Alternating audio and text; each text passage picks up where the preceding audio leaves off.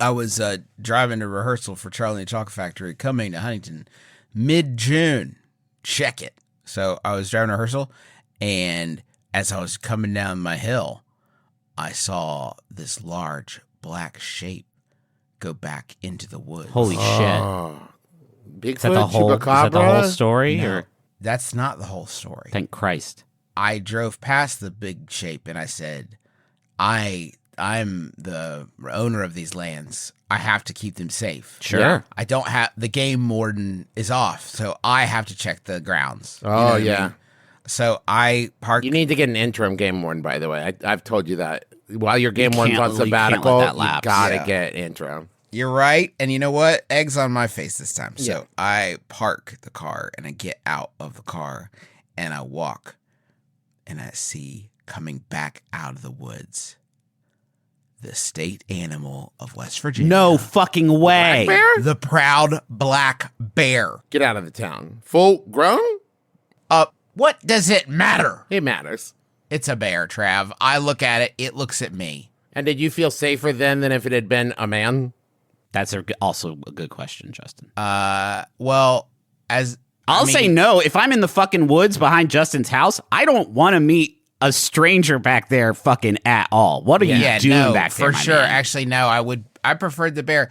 He looked at me and he took 2 steps towards me, attempting to establish dominance. Yeah. And I remembered in my head the little rhyming, if it's brown, lay down. If it's black, fight back.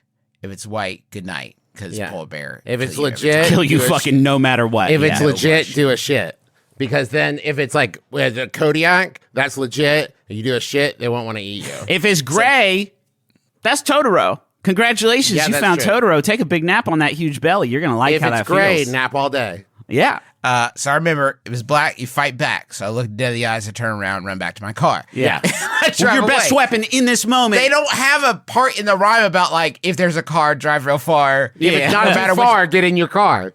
Yeah. No matter which bear is the star in your car, you could go far away from bears. But on your seatbelt. I drove home.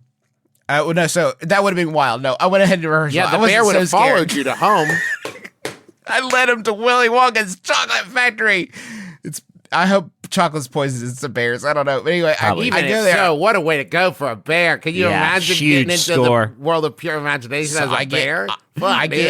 I get to rehearsal, and Sydney's already there, and I realize I'm about to rock her fucking world. Yeah, sure.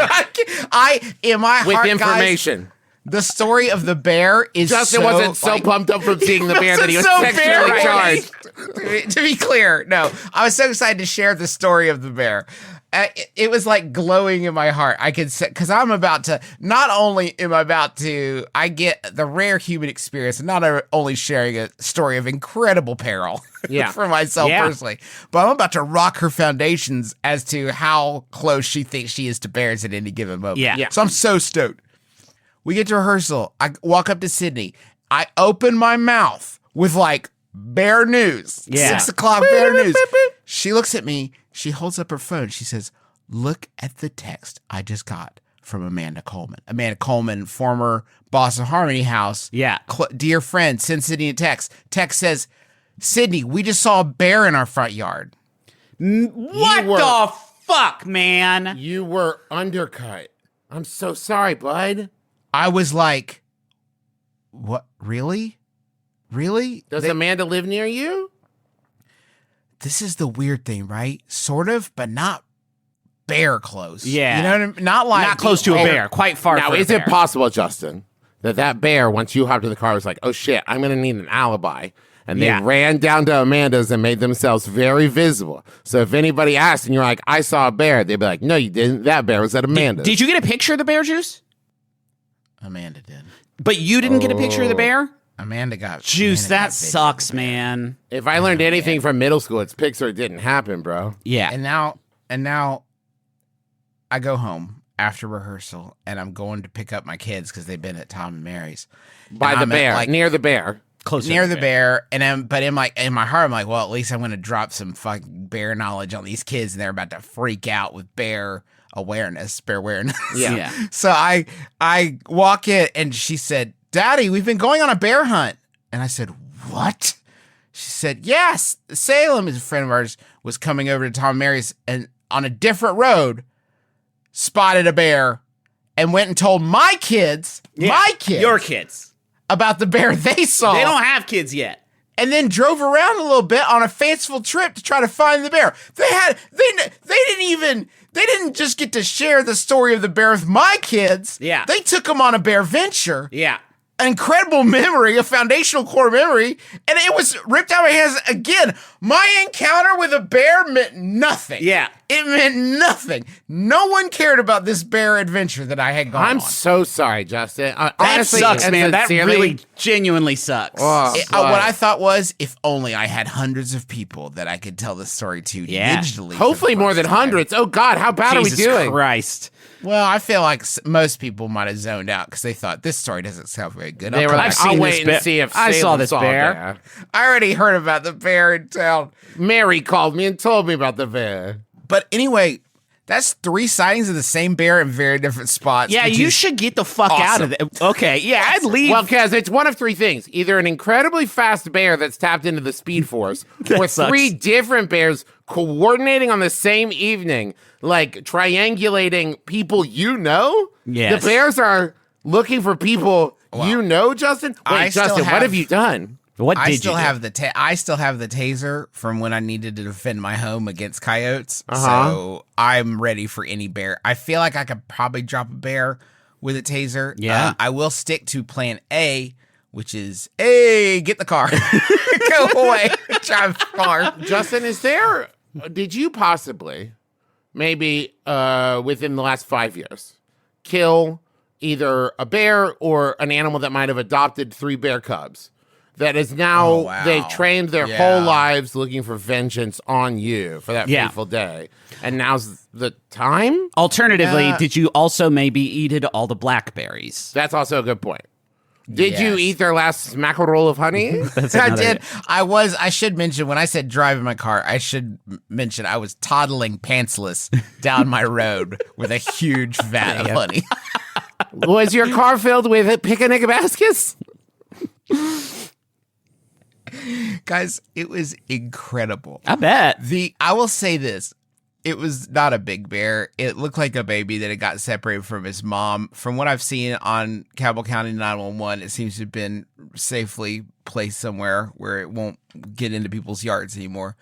In that moment, everything that I think is good and special about myself fell away almost in an instant. Yeah. I realized that, like, of all the things that I value in my own self, right? Like, podcaster, entertainer, father, brother, son, creative, a writer, a speaker, a lover, a game player, A gamer. a woodworker. You can say it, baker. You're a lover. Thank you. A baker, a gamer. Fucking none of it mattered to this boy. No. He looked at me and he was just like, food. Like, no, I'm not food. You don't understand. But then in that moment, guys, I was forced to see myself as food.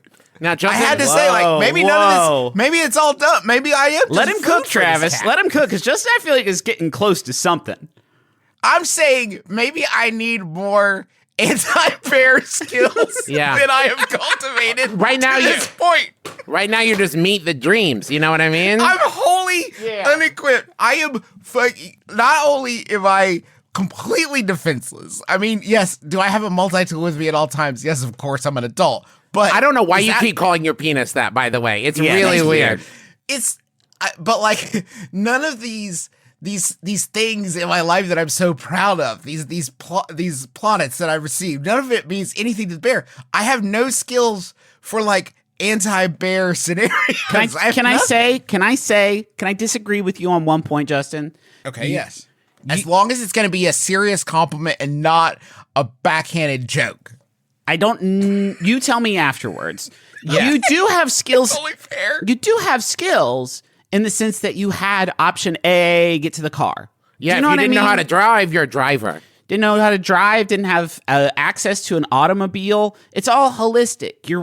This life that you've lived, it's one journey. And maybe it didn't take you down a path that is practical in any kind of survival scenario imaginable, but it has granted you another path that has limited exposure to those types of dangers. We do walk on that road quite frequently together as a family. Well, not anymore. No, I'm fucking Well, done. that's the thing. I'm really thankful it didn't happen with my kids there. I mean, it's the obvious, but like, I think the way I would have reacted to that bear in front of them would have shifted their viewpoints on me pretty irrevocably. But it would have given them a pretty big, like, when they're like grown-ups and they're like, when did you learn that your parents weren't like superheroes and just fallible human beings?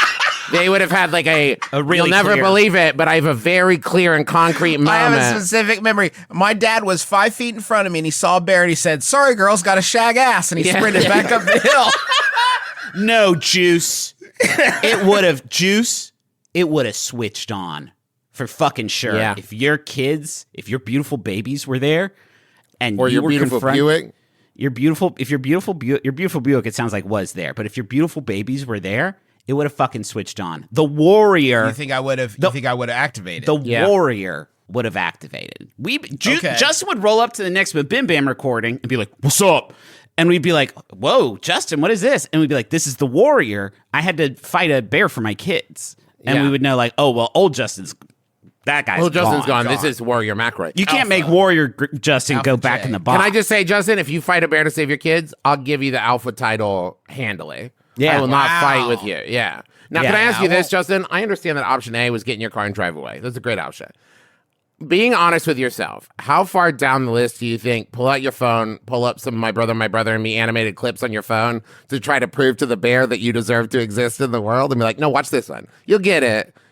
I need to keep making." Like, I'm more of a Marin guy. Oh, no. Can I actually say, and maybe this is crass of me, I'm also impressed that you didn't try to make some sort of video content out of it. I guess you made audio content out of it. God, podcasting is so fucking easy. We don't even have to do anything. We just have to talk about the shit after. Can you talk about what this show is so that I can do a new segment? Yeah. Oh, boy. Yeah. I'm sorry that I didn't fight the bear because I think that would have been really good podcast content. It's okay. I think seeing the bear at Juice, I was delighted by your story. When you are faced with a scary consequence, I've always been told you have two options, and you chose one of them. Yeah. You chose flight. You flew to your car. You got away as fast as you can, and I love that about you. Because if you had fought the bear and lost, we would have had to cancel this podcast, Justin. Can't be me and Travis. That's so sweet. Thank you, guys. The fact that you wouldn't continue on is very meaningful. Not at first. To me. Thank you. We would get back the bear together. took my spot. You might have to give the bear my spot. Is the bear funny? My brother, my bear, and me. He's cracking me up right now. Just his brother, existence. bear, and me.